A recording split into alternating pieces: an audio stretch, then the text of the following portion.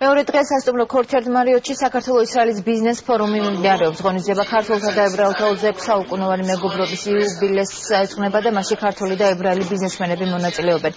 საქართველოში 5 ბიზნეს პროექტი განხორციელდება, ებრაელი ინვესტორები განსაკუთრებით უძრავი ქონები და სასტუმროების მშენებლობით დაინტერესდნენ. ფორუმის პარალელურად გაიმართა მხარეებს შორის ორმხრივი შეხვედრებიც.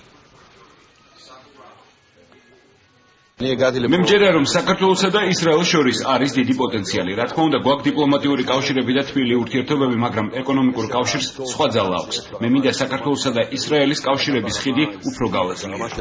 5 პროექტს მოეწერა ხელი, აქედან არის 2 სასტუმრო სექტორი, 2 არის საშუალო ზომის საწარმო და 1 არის მაღალტექნოლოგიური საწარმო.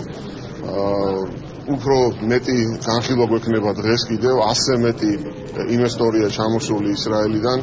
ესენი არიან ყველანაირი სპექტრის კომპანიები, მცირე, ასევე დიდი კომპანიებიც და საკმაოდ წარმომადგენლობითია საქართველოს მხრიდანაც ბიზნესიდან არის ძალიან დიდი ინტერესი. რაც მათ ყველაზე მეტად დაინტერესებს და რაც მათ იზიდავთ არის ის, რომ ადმინისტრაციული პროცედურები არის ჩვენთან მარტივი, საგადასახადო რეჟიმი არის მისაღები მათთვის და არის დაბალი გადასახადები.